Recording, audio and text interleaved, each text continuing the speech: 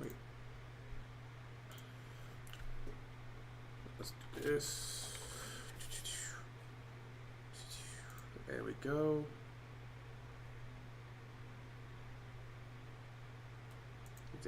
You take this, and this.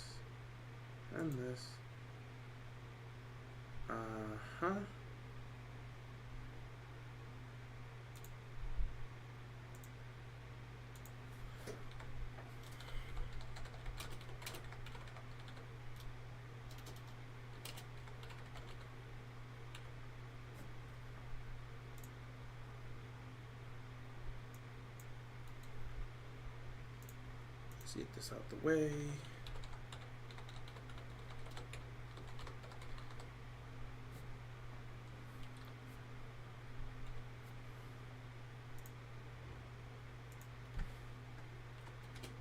All right. The heck is this? Alrighty. Let's get this out the way. Oh God. That's not what it was supposed to be. Oh well, it don't matter.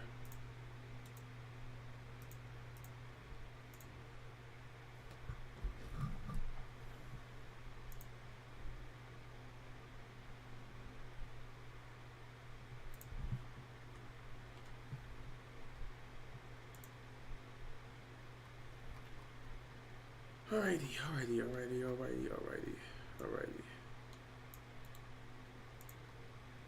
Let's get started, because I'm going to keep it a bean. This is going to feel more like a video. Probably could have made this a video, but I kind of had some extras to talk about, I guess.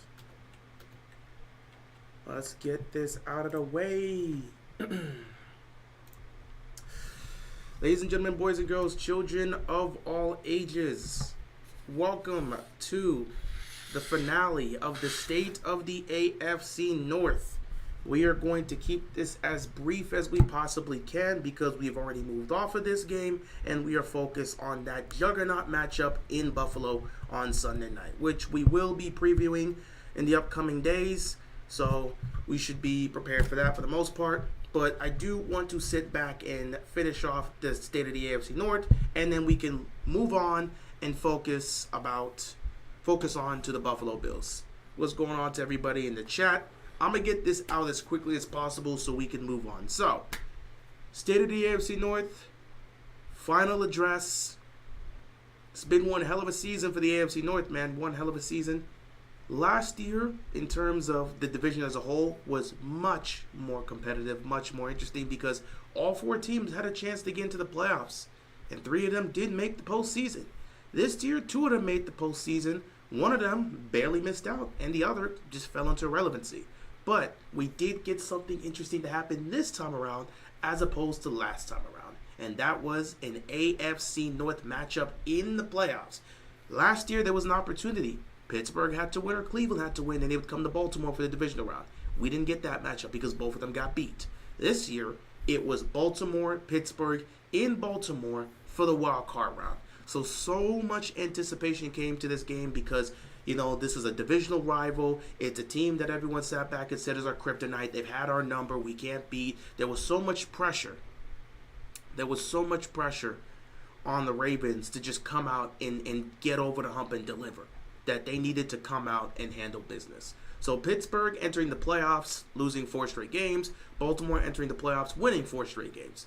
The playoffs, they don't hold back. If you limp into the playoffs, you're going to limp out of the playoffs. So Pittsburgh knew with the way they played this last month, they had to come out and lay it all on the line and just be as aggressive as they possibly can. Otherwise, they were going to lose. Baltimore knew that they had to come out with all of the composure they needed because they've been in these moments before and they've lost their identity. They've gone away from what works, and it's cost them. In this game, Baltimore fully leaned into their identity and said, you know what? We're going to play bully ball. We are going to play bully ball. I don't remember the last time I've seen the Ravens play like this in a playoff game. Against a divisional rival, someone that is supposed to be your kryptonite in a playoff game. You know the playoff woes for Lamar Jackson, all the narratives that's there. They're expected to come out. People even potentially picked the upset because they thought that Pittsburgh, they play Lamar Jackson well. They play the Ravens well. This is going to be that game. They beat them by 17 in the regular season when they came to Baltimore last time. But this is the playoffs. You know the playoff woes with Lamar Jackson. All the narratives came into there, and Baltimore went out there, stuck to their identity, and even leaned further into their identity than what they did in the regular season. Baltimore went out there and ran the ball 50 times. It was essentially 48 times because they had to kneel the ball down. But they ran the ball essentially 50 times for 300 yards. Complete dominance.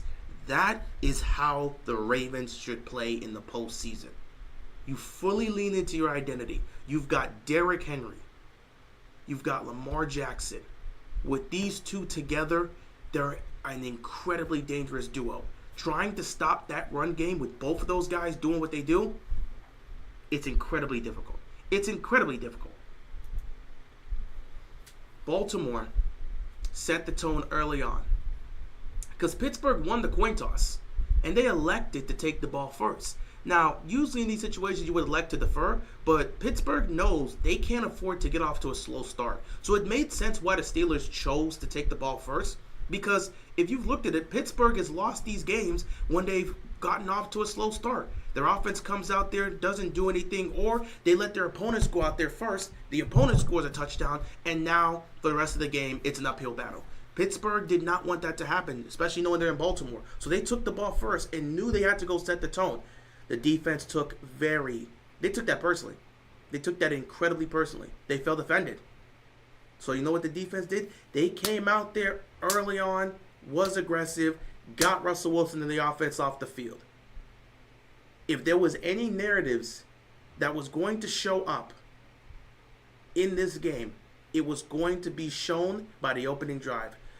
Because the return situation wasn't exactly the best for Baltimore, which is something that we will be talking about in the Bills-Ravens matchup. We will speak about that in the Bills-Ravens matchup because the return game has been problematic for the Ravens all season. Special teams is continuing to fail us in that aspect. But, wasn't the best aspect there, so Baltimore ends up starting at their own 5. So for the opening drive, Baltimore's got to march 95 yards down the field. They set the tone on that opening drive. They moved the ball methodically on the opening drive, got all the way down inside the red zone, and it all came down to a 3rd and 13. And Lamar in these situations, Lamar with the playoff woes, he's not ready for the moment and all this other stuff. It came down to a 3rd and 13. Lamar didn't blink, didn't flinch, delivered the ball perfectly to Rashad Bateman, touchdown. That throw on 3rd down, on 3rd and 13 for the touchdown, set the tone. It showed you the exact type of energy Baltimore was going to display in this game and exactly where their mindset was coming into this game. From that point on, Baltimore had Pittsburgh. They did whatever they wanted. The rest of the game doesn't matter. They already got these guys. They marched 95 yards on the opening drive and scored a touchdown.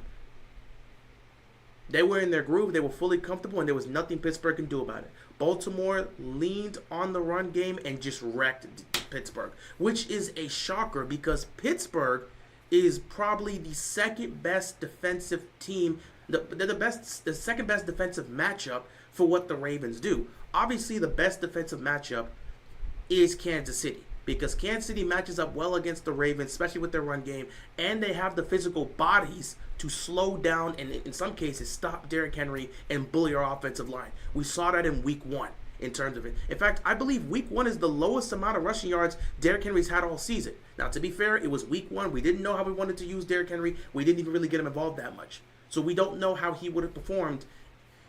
We don't know how he would have performed if he was more comfortable in the offense and it was a game that happened later on in the season. Now, Baltimore handles business on Sunday night. They most likely go to Arrowhead for the AFC title game. And we'll get an answer to that question if the Ravens can advance. If not, hey, that's what it is. But, yeah, Baltimore just played bully ball. And it was against Pittsburgh, who's the second best defensive matchup to what the Ravens do.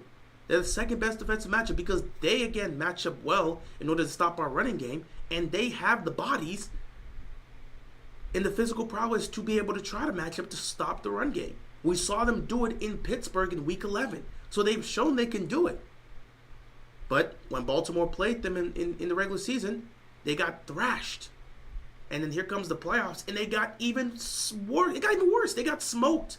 Derrick Henry performed better in this game than he did in the last game he faced off against them. You knew what they were going to do, and you couldn't stop it.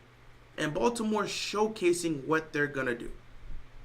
They're showcasing what they're going to do. And I promise you, this right here is the formula that can win the Ravens the Super Bowl.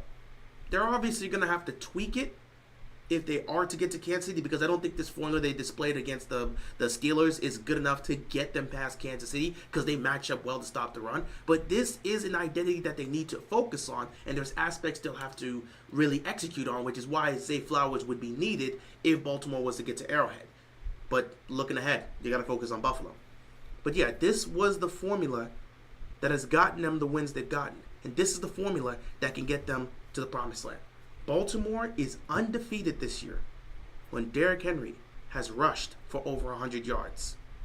The Ravens' average margin of victory in those games, about 16 points. And that includes how they performed against playoff teams. In fact, funny enough, against playoff teams, the points go up. They're destroying teams when Derrick Henry is destroying defenses. It's not even close. And that is the formula they're going to have to follow in Buffalo. Because at the end of the day, in my point of view, Buffalo doesn't match up well defensively against our run game. They've got guys, they've got bodies, but they don't got the physical size and prowess to be able to deal with Derrick Henry for 60 minutes. Pittsburgh has the bodies. Kansas City certainly has the bodies. The Buffalo Bills are a bit light in that aspect. So it's already going to be an uphill battle. Not to mention, they're a middle-of-the-road defense. So it's already going to be a problem for them. But that doesn't mean Buffalo doesn't have a game plan that they're going to follow. They do. But, again, Baltimore, with this run game, it's the formula.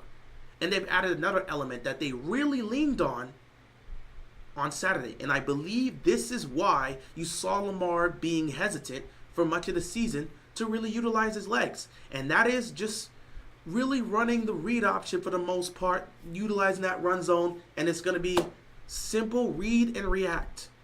Lamar utilizing his legs. If the defense overcommits to Derrick Henry, Lamar is going to pull that ball and take off on the edge. And dealing with his speed is going to be problematic for Buffalo. And it was problematic for Pittsburgh. If they put too much emphasis, or even a good chunk of emphasis, on Lamar, like they did on that 44-yard touchdown run for Derrick Henry, they put too much emphasis on him. Lamar just lets Derrick Henry keep it, and he takes it up the gut and can go the distance. Read and react to the defense. The way they played, the way they executed, that's exactly what they need to do this upcoming week. It's what they did against the Steelers. It was effective. It will be effective next week if they run that. So, yeah, Baltimore's offense just dominated. Baltimore's defense also just shut down the Steelers' offense for the first half. They couldn't do anything. 0 points in the first half.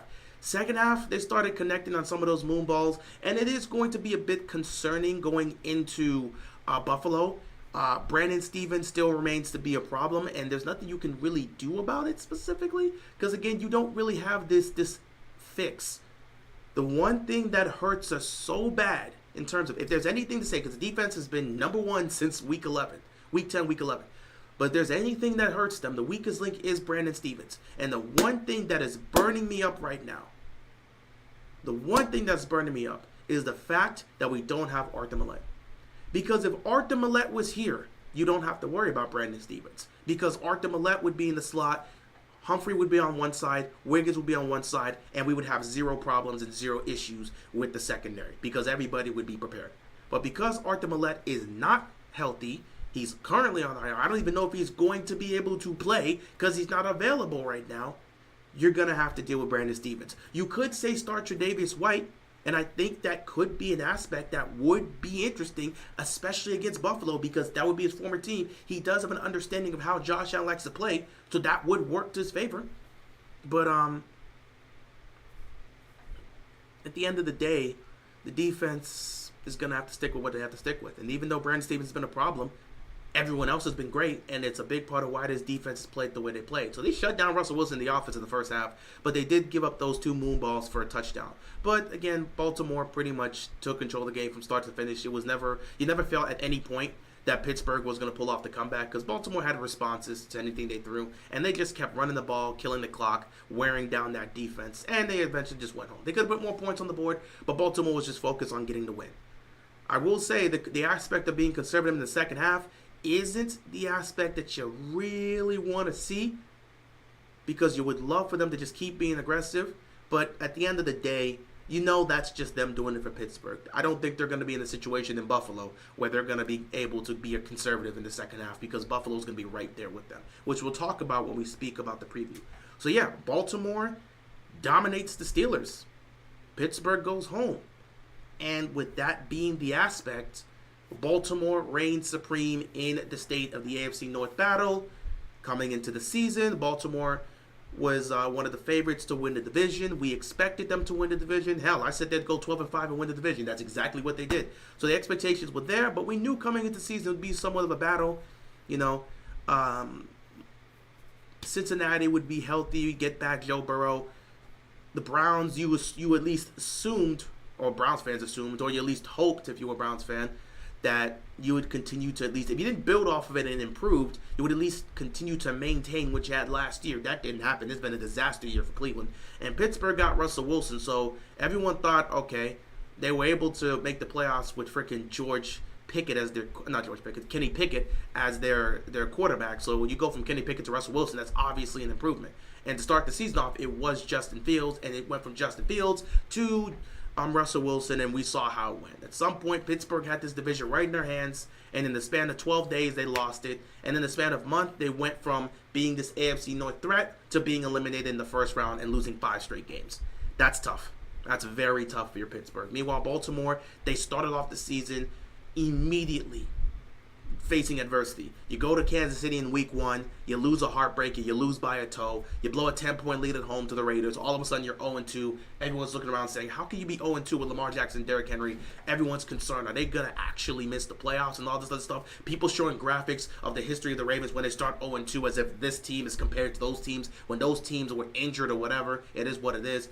Baltimore, at the end of the day, they took it one game at a time. Like I said after the Raiders game, they got Dallas, they've got Buffalo, they've got Cincinnati. They go 3-0, they're right back on track. And guess what? They went 3-0, got right back on track. They got their season back in order, continued to get it together. They did stumble against Pittsburgh and Heinz Field, but then they did stumble against Pittsburgh and Heinz Field, and then they screwed up majorly against the Eagles. But coming out of the bye week was huge. It was huge.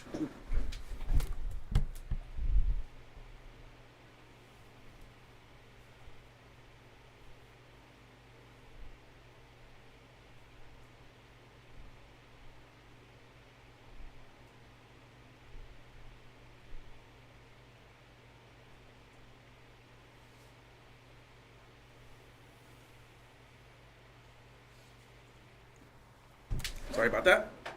But yeah, coming out of the bye week, it was huge. It was huge for the Ravens because since the bye week, they've been undefeated and they've really locked into what they've wanted to do and how they want to play this style of football. And I will say, as a Ravens fan, I was so happy with what I saw, and there's something different about this team. Now, again, we're saying this right now. There's something different about this team. Yeah, there was something different about last year's team, and we saw how that ended. So obviously, we're saying this right now. But, you know, we don't know how things are going to turn out. We could be saying all of this, and then they go to Buffalo, completely forget what got them there in the first place, and then lose the game. That could very well happen. I don't believe it's going to happen, especially because of two specific factors. But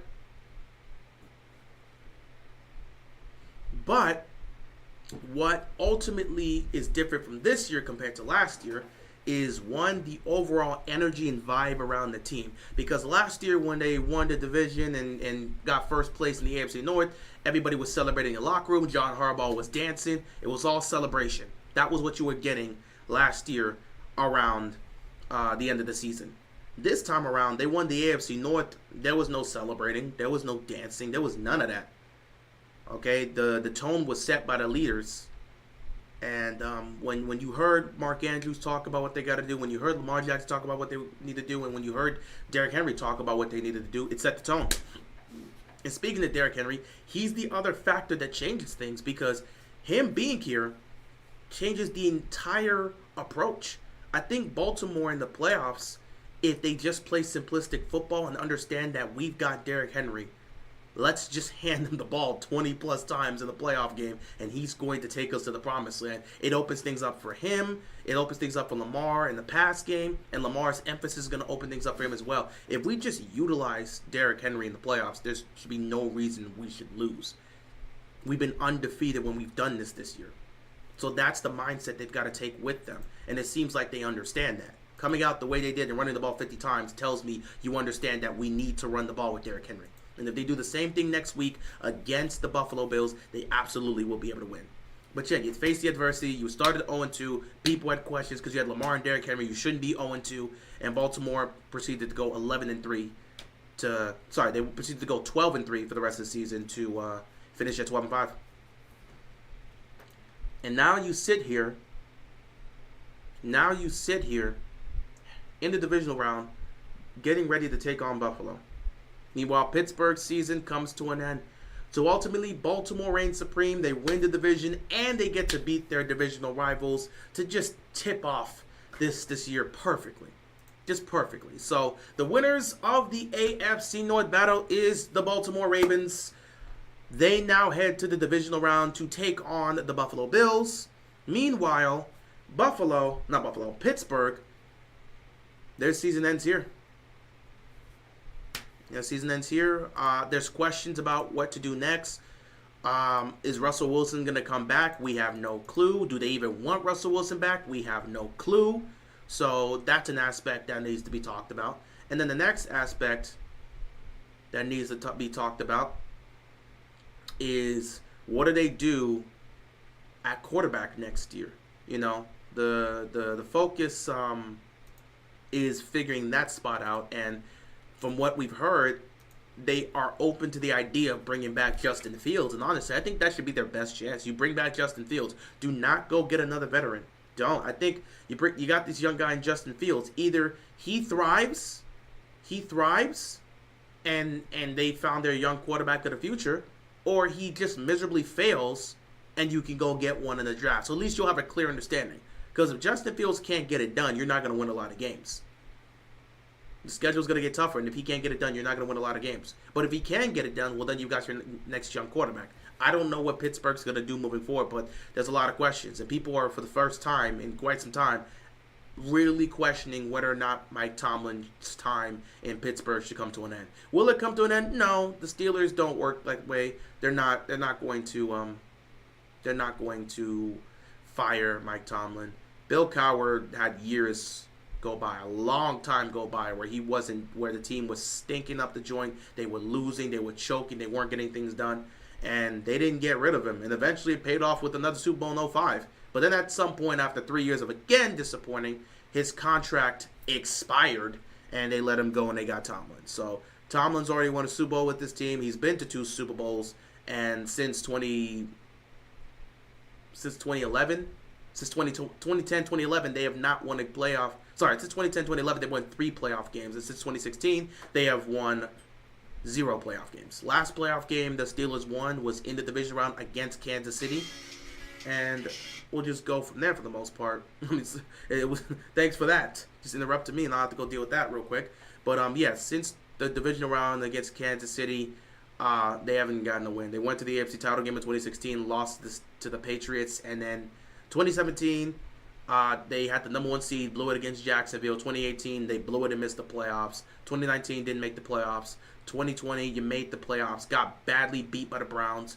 21, you didn't make the playoffs. 22, you made the playoffs, got beat by the Chiefs. 22, it's like last year you made the playoffs, you got beat by the Bills, and now 24, you made the playoffs and you got beat by the Ravens. So it just seems like things aren't going well in that department, and they just can't figure it out. So it all comes down to the quarterback situation, and if they can figure that part out, which I spoke about this like 4 years ago, I'm like, they don't have a plan B for Ben, do they?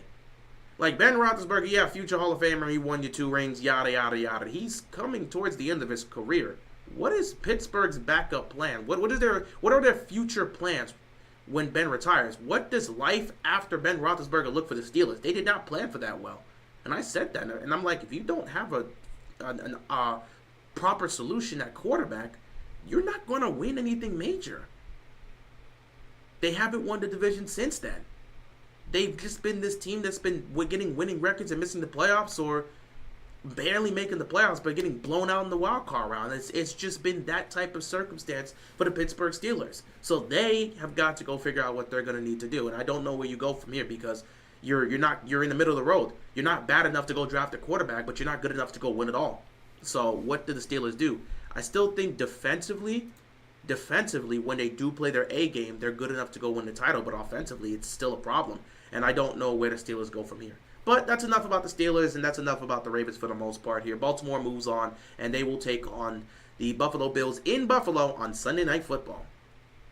That pretty much wraps up this finale for the State of the AFC North. Before I do head off, I will give some small brief takes about every other possible, about the other previous wildcard games. We'll just do that, and then we'll head on out of here. I will see you guys afterwards. I'll see you guys later down the road, maybe tomorrow, maybe Thursday, for our divisional round preview between the Ravens and the Buffalo Bills. And we'll probably do a live stream to give our divisional round preview for all the other games. So, quick recap of some of the other games. Chargers and Texans. The Chargers went out there and completely embarrassed themselves on national television. Justin Herbert threw 4 interceptions, including the pick 6. 2 of the 4 picks weren't his fault, but the other 2 were just egregious. I mean, he came out here and played horrible. 14 to 32, 242, a touchdown, which again happens only because Ladd McConkey played out of his mind. 4 picks, QBR of 13, a passer rating of 40. He was embarrassing.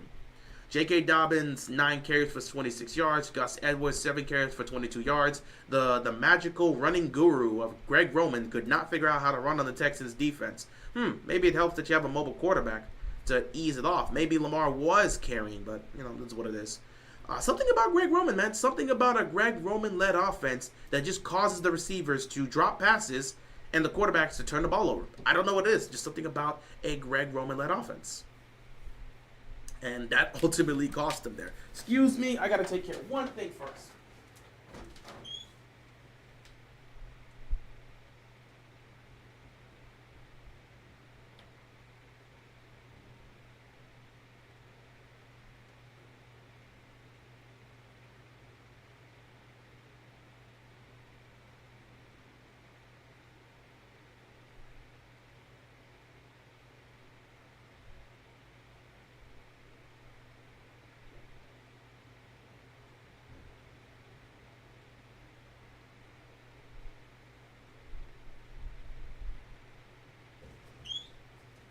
All right, we are good.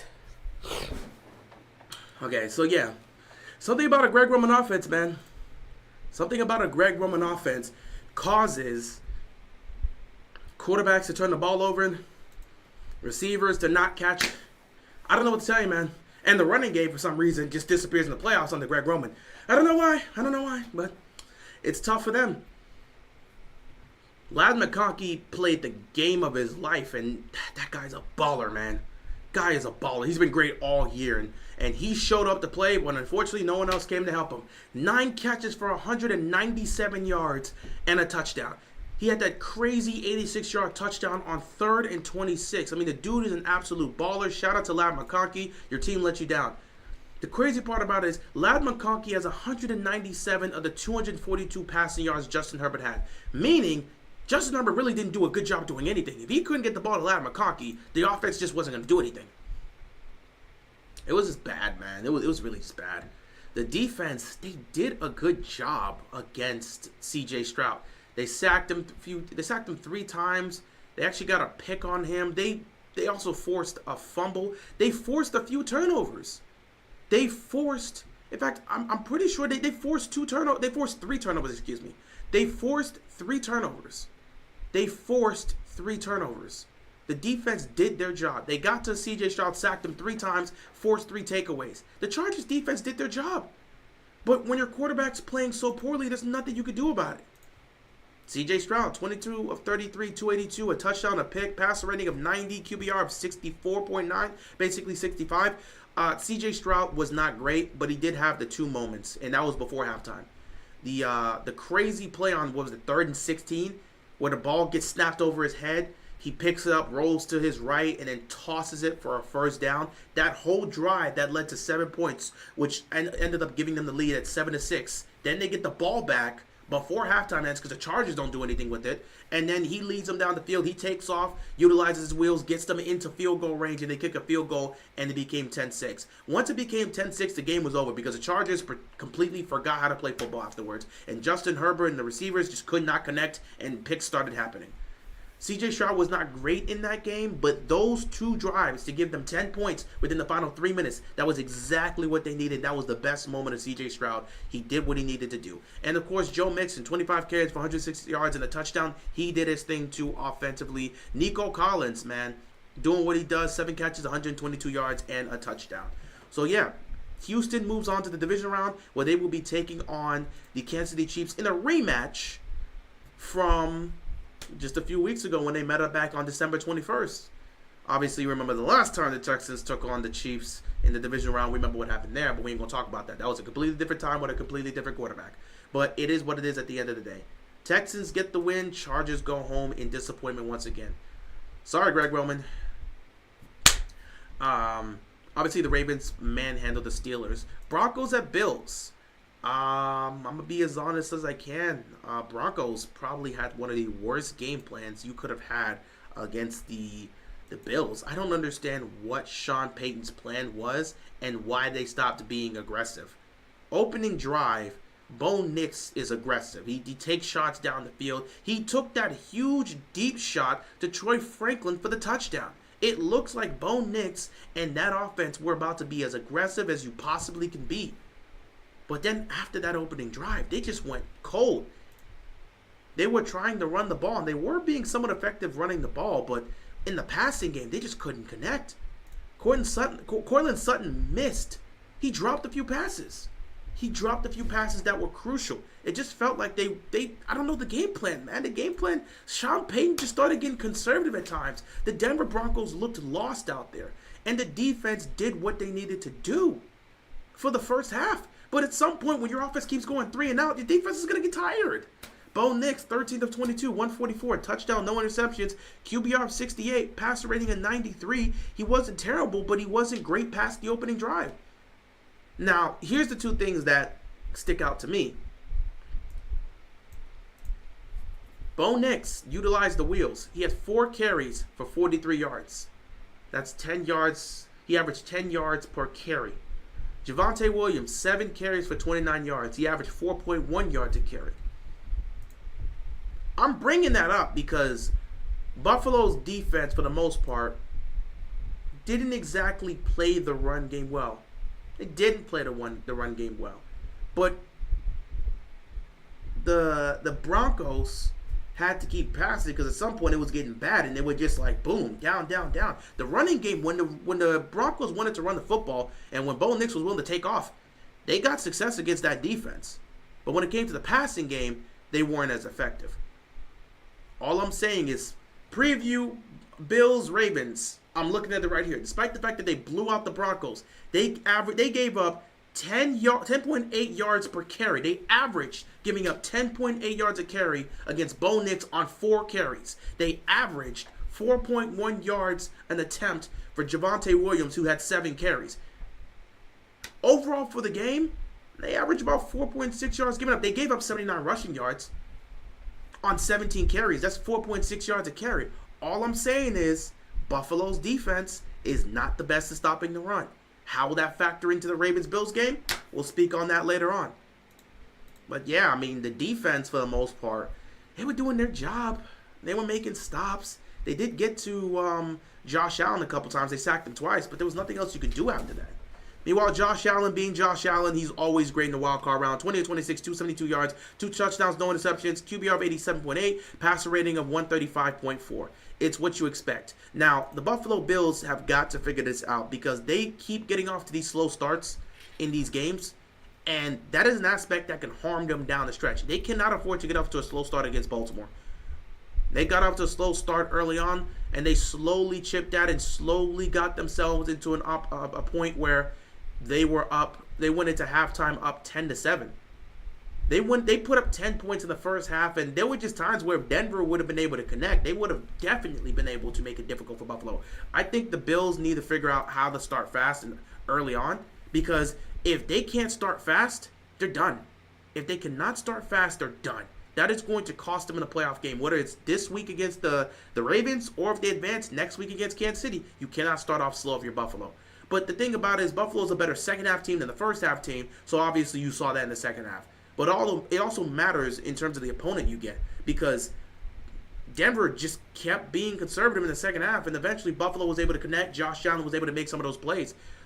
James Cook was the key in opening everything up. 23 carries for 120 yards and a touchdown, averaging 5.2 yards a carry. Josh Allen also utilized his legs. 8 carries for 46 yards, averaging 5.8. And Ty Johnson, 9 carries for 44 yards, averaging 4.9 yards. The Buffalo Bills rushed for 210 yards in this game, averaging 4.8 yards an attempt. That's another factor that you need to focus on. And that's a factor that can also play in the benefits of the Buffalo Bills, because they can run the ball effectively too. Maybe not as great as Baltimore, obviously, but they can run the ball effectively too. It is because of James Cook, and Josh Allen can use his legs just like Lamar Jackson can.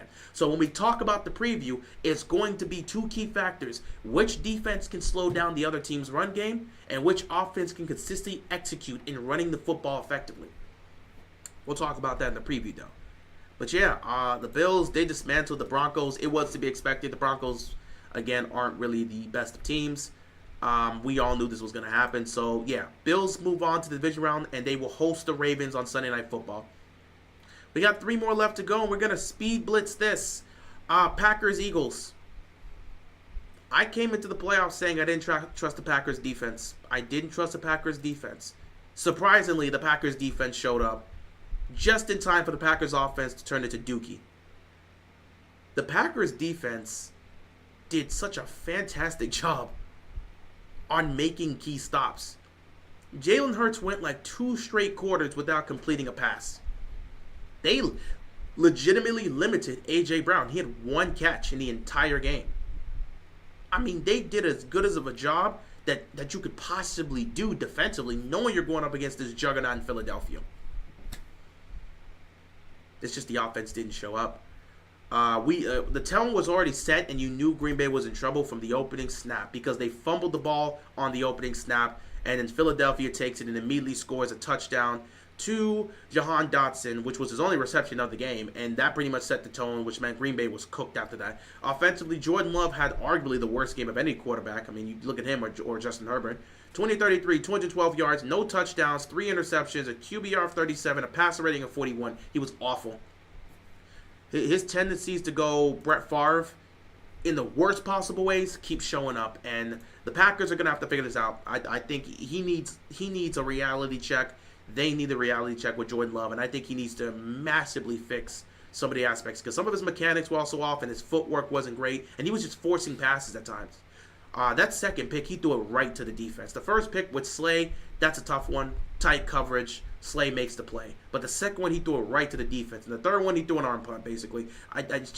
You got to work. Jordan Love, you got a lot of work to do. And I think the Packers need to work on his footwork, at times his mechanics. And I think they got to work on calming him down at times in terms of not trying to force the ball. Josh Jacobs was literally trying to carry this team back into this game. 18 carries for him, 81 yards and a touchdown. He was doing everything he can. But what also made things tougher is the fact that the Packers just kept losing players, man. It got bad. Jordan Reed, 4 for 46. Josh Jacobs, 3 for 40. He was doing everything in his power to carry the team. Devontae Wicks, 2 for 39. Tucker Kraft, 5 for 26. And then everyone else is just starts trickling down. Meanwhile, for the Eagles, Jalen Hurts, he played all right. They didn't ask for him to do much. And the Packers were consistently failing themselves and couldn't get out of their own way. So you got what you got. 13 to 21, 131 pass yards, 2 touchdowns, no picks, passer rating of 114, QBR of 62. That's great in terms of passer rating and QBR. But they didn't ask Jalen Hurts to do much, and I didn't like some of the things I saw from Jalen Hurts here because he missed some throws and he just didn't look comfortable at times. But I'm perfectly fine to excuse that because the dude hasn't played football in 3 weeks. This was expected. This was absolutely to be expected. He hadn't played football in 3 weeks. He was going to be rusty. I expect him to be perfectly fine and good to go next week against the Rams. Saquon, 25 carries for 119. He would have had more. He probably would have taken it to the house at the end of the game, but Saquon wanted to end the game. So after he broke free for the first down, he slid. He could have taken it to the house and probably had 150-plus yards and the touchdown, but he said, nah, game's over. We don't need to run up the score. So, yeah, Saquon was doing his thing. They couldn't stop him. Jalen Hurts took off a few times, and, yeah, everything was going well for the Philadelphia Eagles, and they did their thing. So shout out to the Eagles. They move on next week where they will host the Los Angeles Rams. 2 more. Commanders, Bucs. Let me tell you right now. Shout out to the Commanders and shout out to the Bucs for giving us a good playoff game. Because prior to this, all of these playoff games were bad. Houston and LA was close, but it was a messy game where both teams were turning the ball over and playing some awful football until the Chargers just kept playing worse and the Texans capitalized. Baltimore dominated Pittsburgh from the get-go. Buffalo started slow in the first half after the opening response from Denver, but they slowly wore them down and ultimately dominated them. Green Bay was cooked from the opening drive, and then it's just like it was just bad up to this point. So Tampa Bay and Washington gave us a great playoff game. Shout out to both of them. This was a hell of a game. Opening drive for Tampa Bay, they go down the field, score a field goal, get some points early on. Meanwhile, Washington, they go down the field as well, but they go for it on 4th down. They don't get it. Washington would later respond in the second quarter. They go down the field. They score a touchdown, and they would also get a field goal. Just before halftime, Baker would ignite the team by doing what he did last time that ignited them, by just rushing. Dude trucked Bobby Wagner. I never thought I would see Bobby Wagner get trucked by Baker Mayfield of all people. But once Baker took off and trucked Bobby Wagner, it ignited the offense, and they went down the field and scored a touchdown in what was the Mike Evans show. Oh, my goodness. Marshawn Lattimore got cooked. He got cooked to left, right, up, and down. He was pissing me off the entire night. Like, if Buddy's going to play like that, he going to sit on a bench. This dude could not stop Mike Evans, and it was embarrassment. Mike Evans was cooking the hell out of Marshawn Lattimore the entire game. And that drive that led for the touchdown, it was all on Marshawn Lattimore's head. Baker Mayfield, 15 to 18, 185 yards, 2 touchdowns, no picks, passer rating of 146, QBR of 62. He was amazing. Mike Evans, 7 catches, 92 yards, and a touchdown. All of that was on Marshawn Lattimore's head because he wanted the matchup. Bucky Irvin, 17 catches for 77 yards. He was doing his thing. Baker had that huge run for 18 that really locked them up and lit them up and got them going. Baker played great. Evans played great. The difference in the game was Baker making the mistake. Jaden Daniels, my God, this guy is the clutchest rookie I've ever seen in my life. He's just unfazed, stone cold. 24, 35, 268, 2 touchdowns, no interceptions, passer rating of 110, QBR of 80. I mean, this guy is just, he's unflappable. He also had 13 carries for 36 yards. He was really utilizing his legs, and they were zoning in on him. Austin Eckler, 8 of 27. Brian Robinson Jr., 10 of 16. I'll say this right now. Tampa Bay locked in defensively to stop the run, and they could not run the football. Robinson was getting locked up. Eckler was getting locked up. It was disgusting work. And it was honestly, it became a point where I was just like, guys, we can't keep running the ball. It's just not, they're not doing anything. It's getting stopped. Tampa Bay is committed to stopping the run game. They're going to say, let Jaden Daniels beat us with his arm, and that's exactly what he did. But it was just tough to watch. De'Ami Brown had the game of his life, man. 5 catches, 89 yards, and a touchdown. Terry McLaurin being Terry McLaurin, 7 catches, 89 yards, and a touchdown. Austin Eckler pitched in with a few catches. Zach Ertz came up with a clutch catch on 4th down. And, the game was close heading to the second half.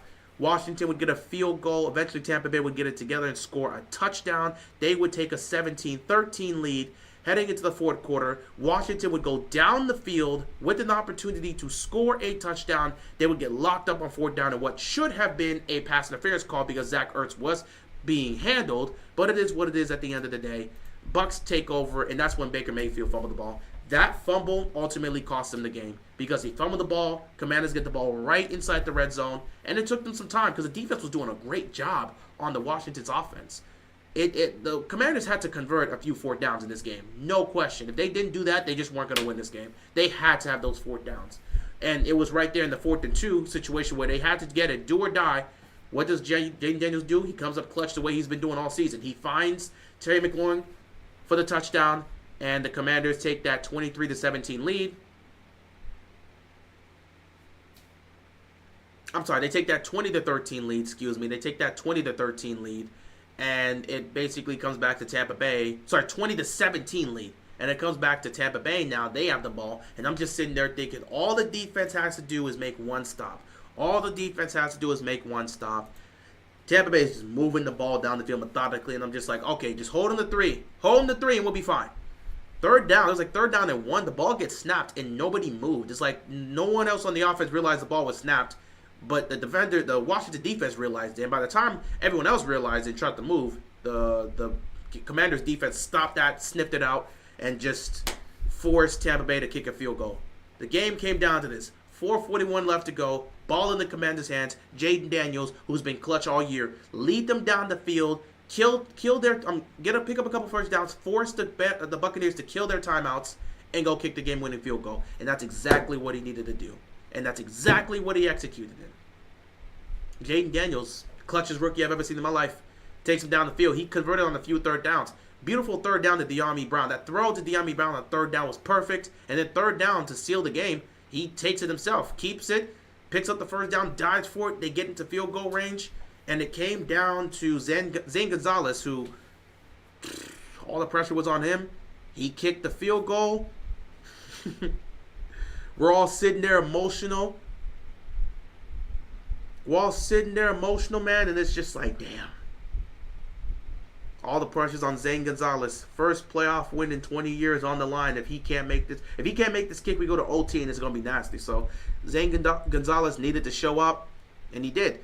Thankfully, he had all his field goals. He had one from 52, so the one from 37 we expected him to hit, but the pressure was on him, and we were just hoping he wouldn't miss. He doinked it. Commanders win. Their first playoff game since 2005. They head to the division round to take on the Lions. And last game of the night, not going to drag this because, again, we did a live stream for this. The Rams manhandled the Vikings.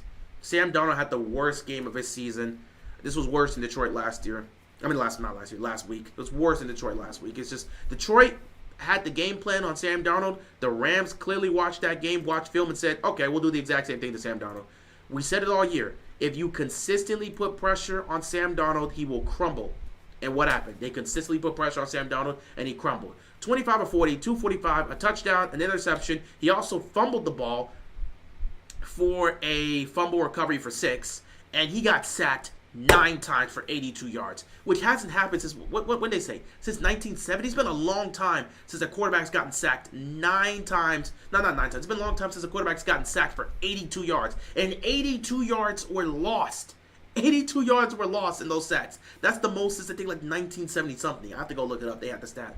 But he got sacked 9 times. Sam Darnold looked unrattled. He looked like he was seeing ghosts again. He was lost.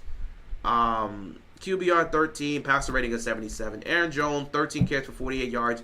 And Cam Akers 5 carries for 39 yards. They were running the ball effectively well, but when you're playing so poorly, there was nothing you could do. You couldn't run the ball that much. You were playing from behind, from start to finish. TJ Hawkinson 5 carries, 64 yards on the touchdown. Justin Jefferson 5 catches for TJ Hawkinson, for 64 yards on the touchdown. Justin Jefferson was getting double teamed all night. When he was getting open, Sam Darnold could not deliver him the ball. 5 for 58. Naylor was open 3 separate occasions. One and 2 of those 3 occasions, Sam Darnold just overthrew him or just missed it, threw it behind him. And the other occasion, he didn't even see him in time. It was unfortunate. It was unfortunate, man. It was unfortunate. Addison 3 for 29. He had a few drops. He was targeted the most out of everybody. He had a few drops. It was just bad. It was really just bad for the Vikings. The Minnesota defense sacked Stafford twice, but other than that, there was not much to say. Meanwhile, Matthew Stafford, another brilliant performance by him. I mean, this guy is going to be a future Hall of Famer. Him and McVay are 5-1 in the postseason. That matters. They've won a Super Bowl together, and they play well. 5-1 in the postseason now. 19-27, 209, 2 touchdowns, no interceptions, passer rating of 117, QBR 72. I mean, Matthew Stafford was on a heater from the opening drive, and he played a brilliant game. 16 carries for 76 yards for Kyren Williams, 5 for 58 for Higbee, who got hurt. Hopefully he'll be okay. They'll need him next week against the Eagles. Puka Nacua, 5 catches, 44 yards. Cooper Kupp had the 1 completion for 29. They found him in the second half. DeMarcus Robinson also had a great catch for 23 yards. And yeah, Stafford was just delivering the ball, doing what he needed to do. The touchdowns went to Kyren Williams and Davis Allen in the receiving game. So yeah, Rams did what they needed to do. Defense sacked Donald 9 times. They forced 2 turnovers. I mean, they were brilliant. They were absolutely brilliant. They dominated this game from start to finish. So shout out to the Rams. I picked them to win the game, and I expected them to win the game. And we'll see what happens next week. The Rams head to Philadelphia. So that's your recap of Wild Card Weekend. And we know the 4 games. Saturday, 4:30 Eastern Time. Texans take on the Chiefs in Arrowhead. 8, or was it 8? Yeah, it's 8. Sorry. Sunday, 4:30. Houston, Kansas City in Kansas City. 8 p.m. Commanders take on Detroit in Detroit for Saturday. Sunday, 3 o'clock. It's going to be Eagles and Rams in Philadelphia. And then Sunday Night Football at 6 o'clock. 6:30. It's going to be the game of the year, potentially. Ravens, Bills in Buffalo for a trip to the AFC Championship game. That's pretty much it for me, guys. I'll read some of your comments and head on out of here. And yeah, what's going on, Kyle? Go Ravens. We will beat the Bills. What do you think about the game? Tune in for my preview video when it comes out. What's going on, Superhero Cat? Hope Ravens win, but referees bias against home teams. We'll see. I'm not here to listen about referees. If you're about your business, you can. If you're about your business, you handle your business. The refs are going to be on whatever case they're on. Just handle your business. Honestly, your Ravens are way better than us. We have more talent. It's just we have to play up to our competence. We got to play up to what we expect. We got to play up to the talent. We got to execute the way we're supposed to. Mike Tomlin is no different than Doc Rivers. Yeah, everyone's calling him Doc Rivers right now. Funny enough, we also call John Harbaugh the Doc Rivers of the NFL as well. But the difference between John Harbaugh and Mike Tomlin, John Harbaugh has Derrick Henry and Lamar Jackson. So, that favors you. As long as Harbaugh can stay out of the way and let these guys do what they do and just stick to your identity, they can win this whole tournament. I like our chances. This is where the Bills' weak schedule will come back to bite them. I don't know about the schedule aspect. I'm not focused on the schedule aspect. It's about the matchups because your schedule is a schedule. You don't make the schedule. But matchups do matter, and we match up very well against the Bills. I miss when we had Jermaine Lewis when I was a kid. Well, we got Derrick Henry now, so that's great. Late night refugee for the nocturnal Ravens fan with a 2-month-old. Thank you. We usually run teams like this off the field. They remind me of the Broncos. It is what it is. This is the only AFC game that mattered. The other one, Kansas City about to score 70 on the Houston Texans. They have never beaten the Chiefs. Chiefs aren't scoring 70 on the Texans. We're not even going to pretend that's going to be the case. But the Chiefs will win. And they're going to use the Texans as target practice to prepare for either the Ravens or the Bills. It's more, though I would love to see it. The playoffs have been predictable. I would love to see the Texans get the upset. Because that just means the winner of the Buffalo-Baltimore game will host the AFC Championship game. And so help me God. If the Texans upset the Chiefs and Baltimore beats the Bills and we get to host the AFC title game in Baltimore, I 100% believe we're going to go to the Super Bowl because we match up incredibly well against the Texans. That is such a big matchup for us. I would love the Texans to pull off the upset because I will legit sit back and say, oh yeah, we're going to get this. But at the end of the day, I don't want the Chiefs to lose. We have a chance to pull off the redemption here. First was Pittsburgh. Next, you've got Buffalo. If you handle business, you return back to the AFC title game in a rematch against the Chiefs, which, again, I want that matchup. I absolutely want that matchup. It's more pressure on the defense and the offense this game. Yeah, they got to be fundamentally sound and stop the run like they did in Week 4. That slot corner to free up Marlon for the outside is elusive. Tavon Young. There was another guy since I forgot. Yeah, I miss Tavon Young. But again, if Arthur Millette was healthy, we're not having these conversations. Say bye to Tomlin's winning season next season. Doubt it. He'll probably have another winning season, and they may miss the playoffs. Who knows? Mike Tomlin's never developed a quarterback, pretty much. He's never had to develop a quarterback. He had Ben Roethlisberger for like 15 years.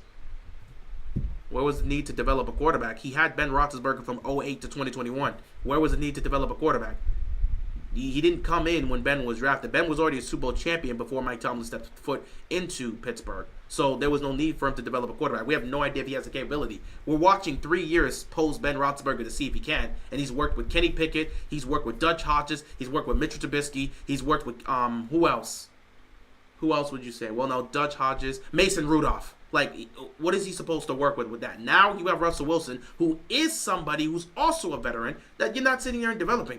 Mike Tomlin is going to have to show me he can develop a quarterback. And his best bet is Justin Fields. Develop him. The talent's there with Justin Fields. Develop him. If he can develop Justin Fields, we have a different conversation. Yeah, this is for the Chiefs. It's like another bye week to them. We'll see. So confident I'm so confident to beating the Bills. We'll see what happens Sunday, but I like the matchup, and I think it favors Baltimore. Yeah, I watched the Hard Knocks episode. I actually watched it before I started this live stream. That's why I was late. I would have loved to see Matthew Stafford win the Super Bowl in Detroit. It is what it is. It is what it is, though. He got a Super Bowl after all, so he's going to go to the Hall of Fame. I hope the Commanders beat the Lions. Me and you both. JD MVP, cool. Give him every award. Give him the MVP. Give him Offensive Rookie of the Year. Give him Offensive Player. Give him all the awards.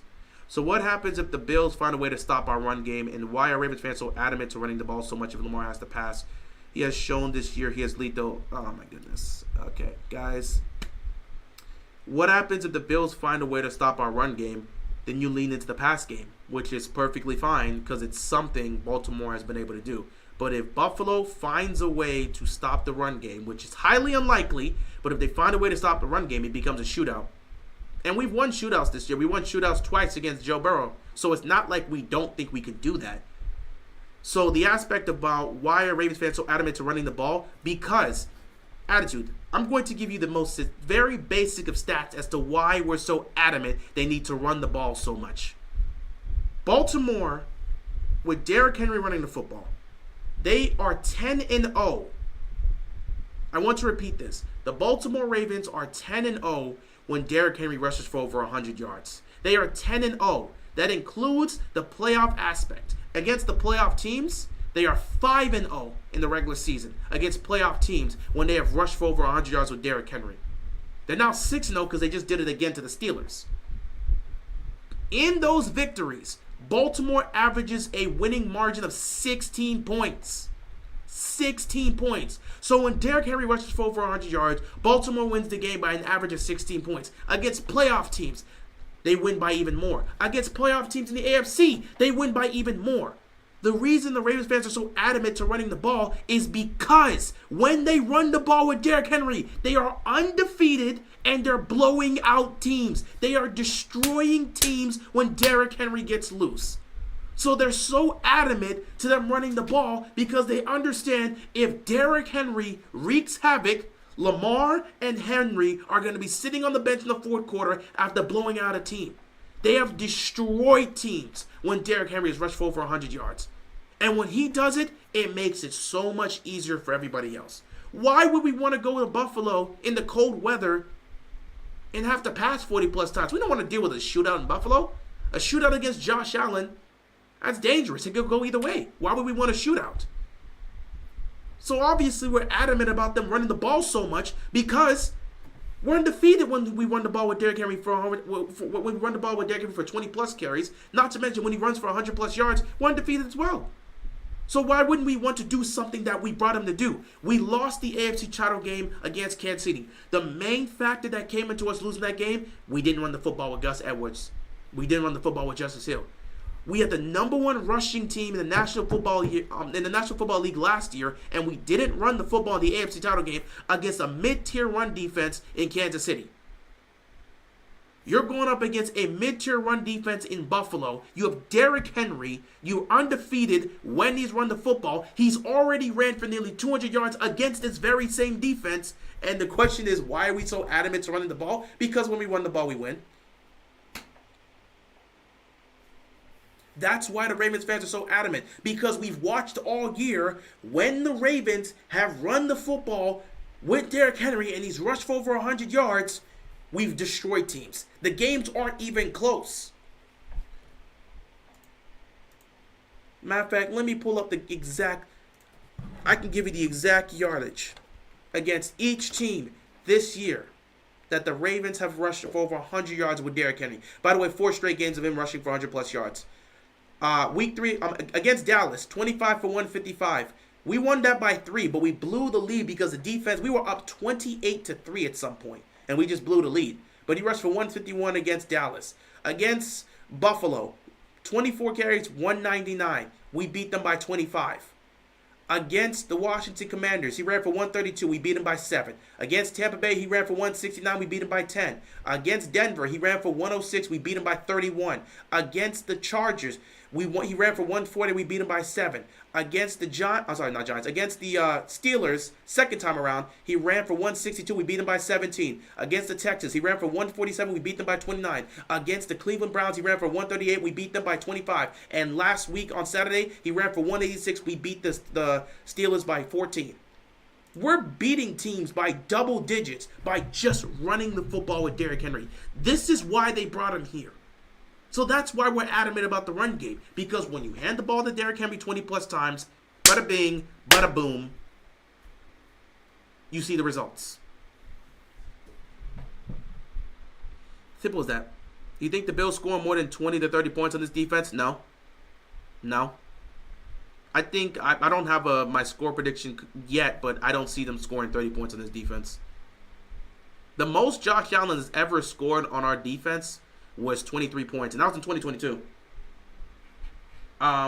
No one speaks about this, and it's funny how Ravens fans aren't... I know they're doing the whole war right now, but Ravens fans really should point this out. Josh Allen has not had a top-tier great performance against the Ravens defense. Now, he's played good, and they've won those matchups, but against the Ravens defense... Matter of fact, I can pull it up right now. Josh Allen stats versus the Ravens.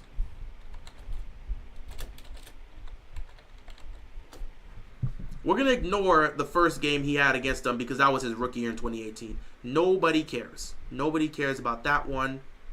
All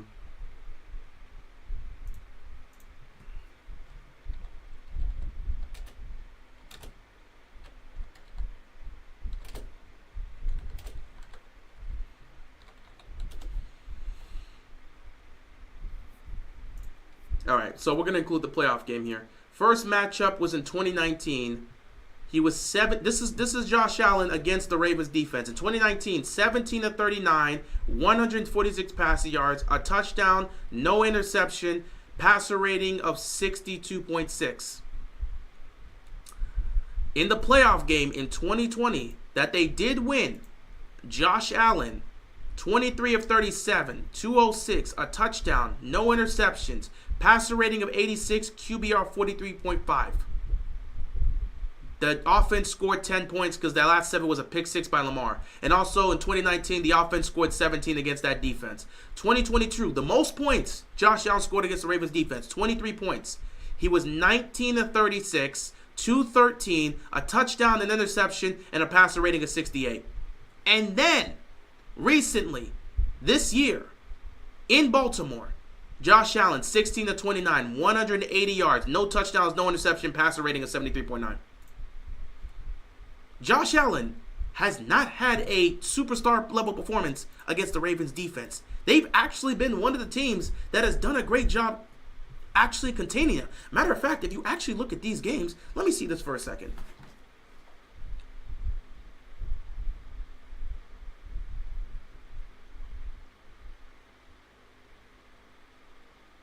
Josh Allen's best game against the Ravens was in the playoff game.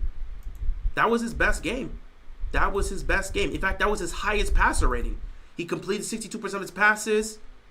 He had a passer rating of 86. He had no turnovers. That was his best game. But if you look at this, 2019, 43 completion percentage. 2022, 53% completion percentage.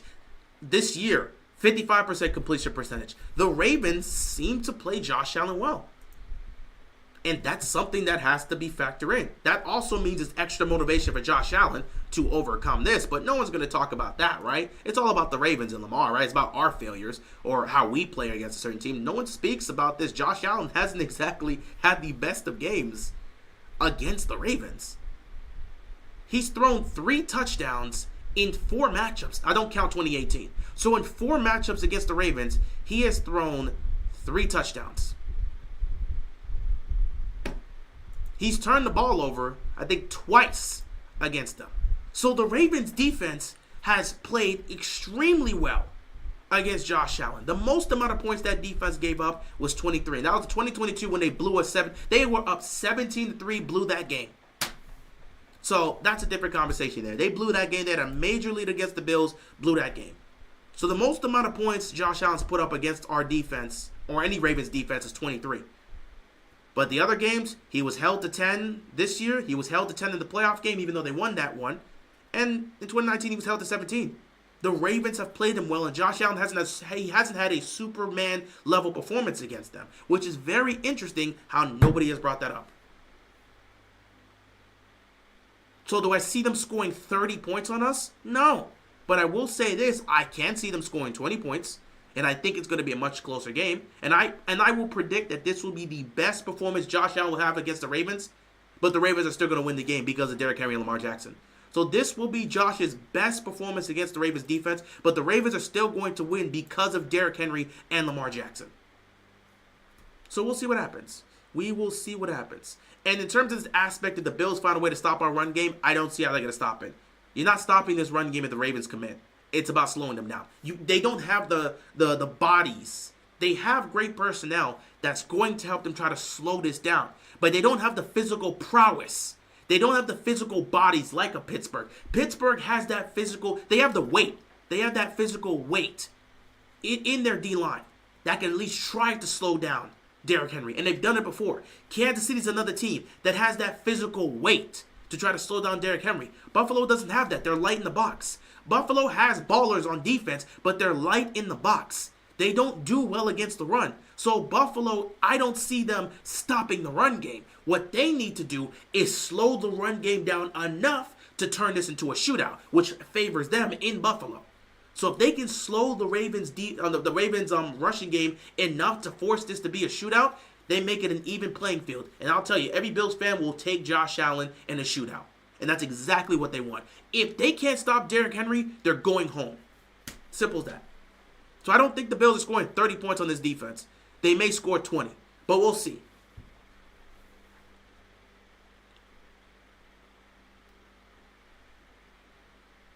I'm not saying pass 40 times, I'm saying more like 25, maybe like 30 to 32. I don't see them passing 30 plus times against this defense. If Buffalo can't stop the run, Lamar Jackson's probably going to have somewhere between 15 and 20 pass attempts if they can't stop the run. Cowboys fans are praying to God, don't let Washington get into the NFC Championship game because they'll be the last team in the NFC East who haven't made it. That would be hilarious when that happens. Thoughts on the Chiefs Texans? I'm going to have my wild card previews either tomorrow or Thursday, but early thoughts, the Texans defense has to play the same way they play against the Chargers if they're going to make this a game. If they can do that, it's a game. If not, Chiefs are going to handle them. There might legit be snow. And if there's snow, give Henry 30-plus carries. We've had success against Allen because they can't match the AFC North physicality. On defense, well, I mean, they've beaten the crap out of they've beaten the crap out of Pittsburgh before. They have lost to Cincinnati, though. So, but they beat the crap out of Pittsburgh. On defense, we'll just need to hit him hard and not hold back. He flops, who cares? Get him rattled. We'll see. We'll see what happens. But, yeah, tune in within either tomorrow or Thursday for my wild card, my division round predictions, and we'll also be speaking on Josh Allen and the Buffalo Bills versus Lamar and the Ravens. Referees is against road team. Ravens better be careful. Dude, I don't care about penalties. Okay? I don't care about penalties. Baltimore's had multiple games where they've had a bunch of penalties and still won. The main focus is running the football. Okay? I'm not going to use penalties as an example. As an excuse. The formula's there. Run the football. Run the football. Run the football. I'm not. Everyone trying to bring up all these other aspects. They're just trying to build early level excuses if their team loses. If you're about your business, you handle your business. I'm not going to use the referees as a potential reason for us potentially losing this game. No, go handle your business. Penalties happen all the time. We're one of the most penalized teams in the National Football League. We're still here. We're one of the most penalized teams in the National Football League. We're still here. The same referee that's refereeing this game refereed the game against the Chargers and gave us 12 penalties. We still won the game. I'm not using penalties as an excuse. Handle your business. If you're about your business, you handle your business. So I don't give a damn about who's refereeing the game, and I don't give a damn about what penalties happen. It's going to piss me off as a fan, especially if the penalties are BS, but that shouldn't stop the Ravens from winning this game. The formula is simple. Run the ball with Derrick Henry. Utilize the read option with Lamar and Derrick Henry. Get things going in the play-action passing game. You do that, you should be fine. If Pittsburgh wasn't able to stop us, you know damn well Buffalo won't. Pittsburgh has the defense, and they have the personnel to match up well against the Ravens' rushing attack. Buffalo does not. So Buffalo has a lot of things they're going to have to do this week. And I think guys are going to have to play with aggression. I think if you're Buffalo, you have to play with aggression. They don't have the bodies, and it may not help you, but if you play with aggression, somebody can go out there and make a play. It's going to come down to the trenches. If the offensive line gets bullied by the Bills' pass rush, they could potentially get, by the Bills' front seven, they could potentially get to Derrick Henry before he even takes off. So again, Buffalo has to be aggressive defensively no matter what. Because if they're not aggressive defensively, they're going to get beat. But at the same time, Baltimore has the formula to just play bully ball for 60 minutes.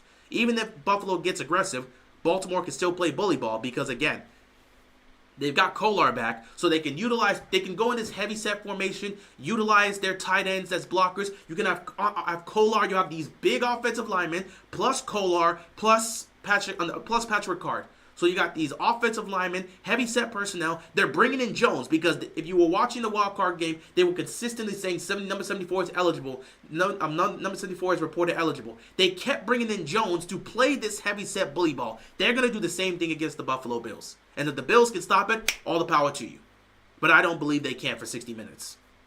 So we'll see what happens. But anyway, guys, I'm going to end it here. Appreciate you guys tuning into the stream. This ends the State of the AFC North. Also gave you a brief recap of the wildcard games. And we will be back to talk about the divisional round, especially Ravens-Bills. So you guys take care. Enjoy the rest of your night. Be sure to stay safe.